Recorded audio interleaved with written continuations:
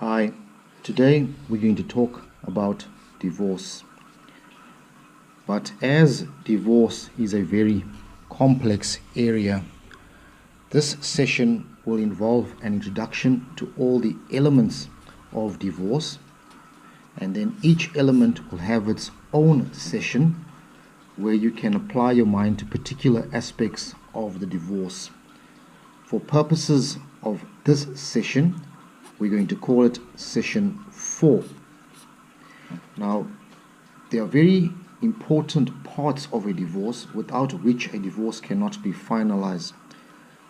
In my view, the most important one is children and what is to become of them after the divorce.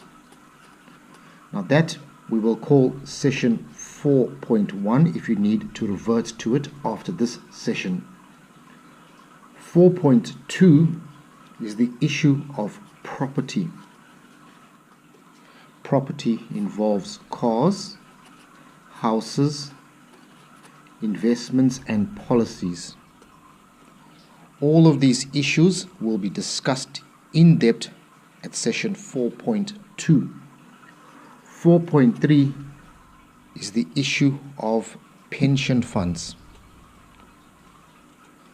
You may be asking, why don't I cover that under investment and policies? But when we deal with pension funds in divorce, it's very peculiar and has a set procedure and different standards and policies to be followed as opposed to investment and policies. So this will be part of session 4.3. Let's look at divorce as a general topic. Divorce can take place in one of three ways: where the parties consent to the divorce, where the parties oppose, or what we call in layman's terms, where they fight divorce, or where the divorce is actually a default divorce. Each one of these aspects will be covered in different sessions as well: 4.4, 4.5. The default and opposition divorce is almost the same and perhaps shorter in the default procedure. Let's talk about the consent one. Just an overview, nothing important yet, unless you want to go to session 4.4. A consent divorce is where the parties conclude a settlement agreement. In the settlement agreement, we agree with all the essential components of the divorce, and that is made an order of court. Essentially, we agree to all the terms. Those terms become the order of court, and those terms govern or regulate how or what will happen after the divorce. Now, if the parties can't agree on any particular aspect, like children, property, pension fund, and sometimes on the children we have the issue of maintenance,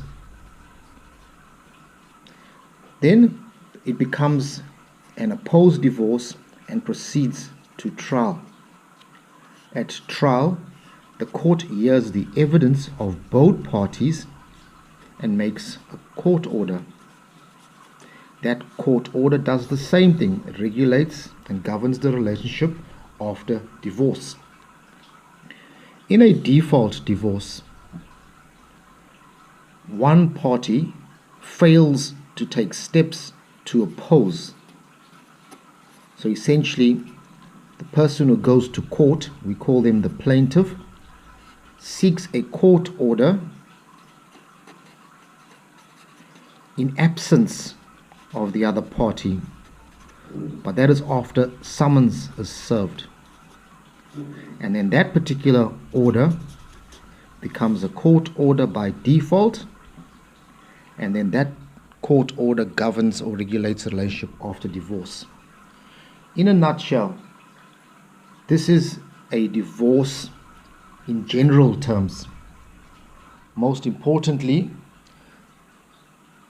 you have a plaintiff who's the party who brings the divorce, and the defendant who's the person defending the divorce. The plaintiff issues a summons, and and the defendant will defend the summons. The court then decides